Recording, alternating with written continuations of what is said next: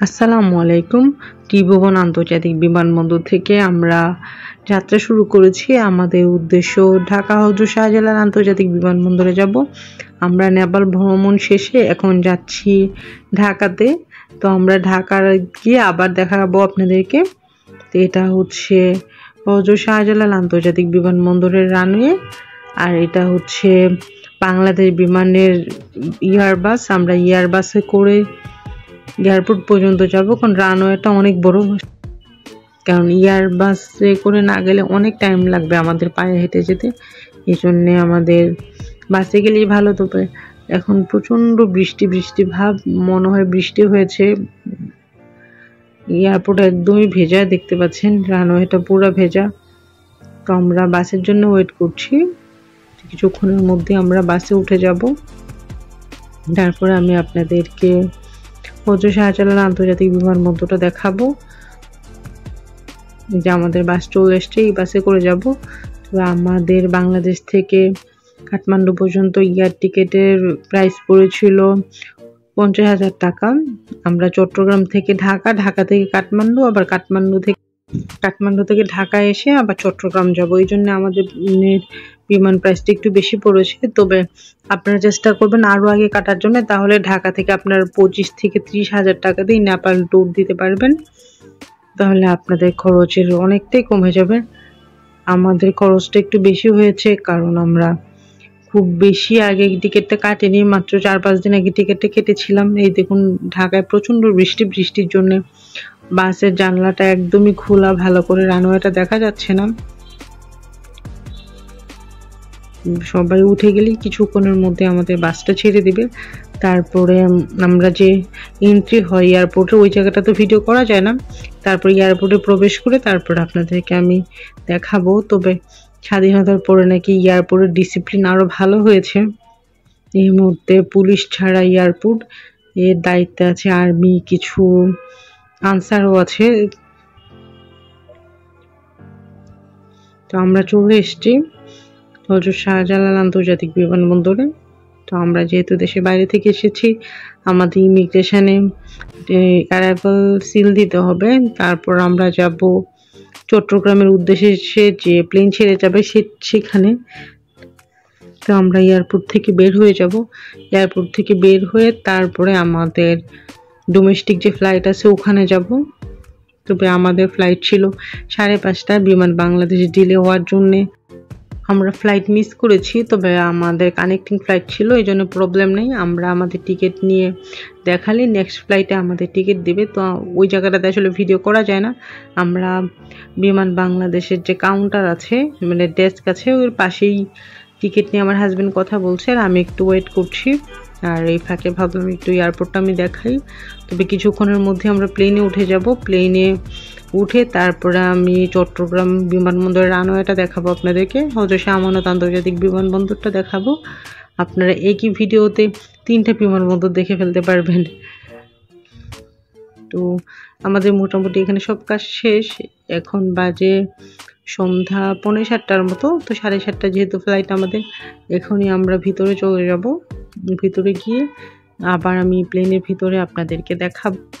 এখন আমরা বিমান বাংলাদেশ এয়ারলাইন্সের যে এয়ার বাস আছে, বাসে করে আমরা আমাদের প্লেনের কাছে যাব। তো আমরা বাসে করে আমাদের গন্তব্যে চলে এসেছি। তো আমরা ওয়েট করছি ডোরটা খোলার জন্যে। কিছুক্ষণের মধ্যে আমাদের ডোরটা ওপেন করে দেওয়া হবে। ডোরটা ওপেন করে দিলেই আমরা প্লেনে উঠবো। আর ফাঁকে আপনাদেরকে একটু রানওয়েটা দেখা, আসলে রাত হয়ে গিয়েছে তো এই জন্য খুব ভালো দেখা যাচ্ছে না।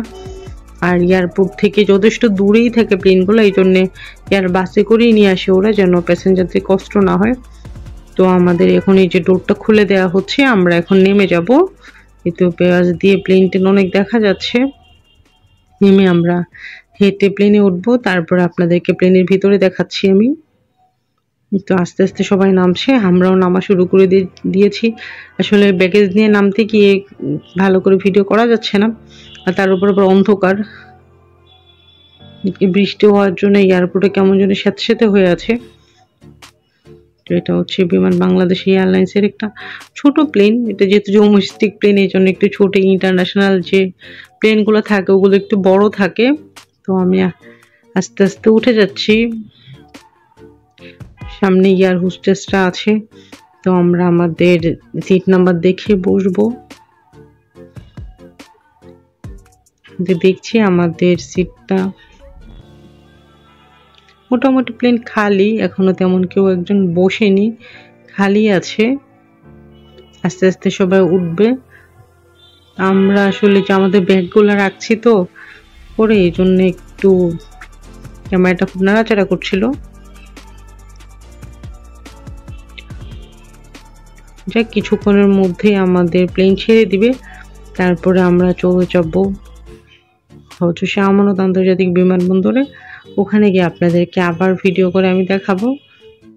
যাক, আমরা চলে এসেছি চট্টগ্রামের হজরত শাহ আমানত আন্তর্জাতিক বিমানবন্দরে।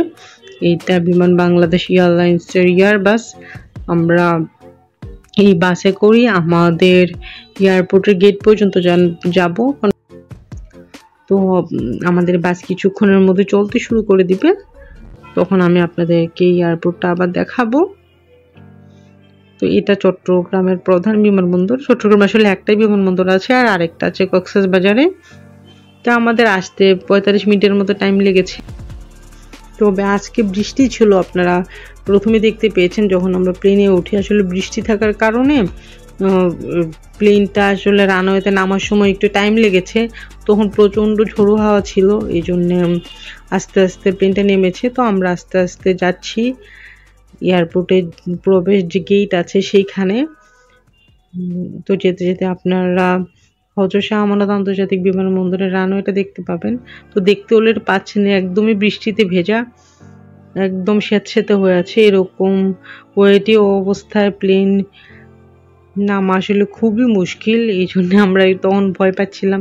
আর প্লেনে কিছু ছোট ছোট বাচ্চা ছিল, ওরা তো ভয়ে চিৎকার, কারণ প্লেনটা খুব নড়াচড়া করছিল, খুব বাঁকা বাঁকা হয়ে যাচ্ছিল, এই জন্য বাচ্চাগুলো খুব কান্নাকাটি করছিল।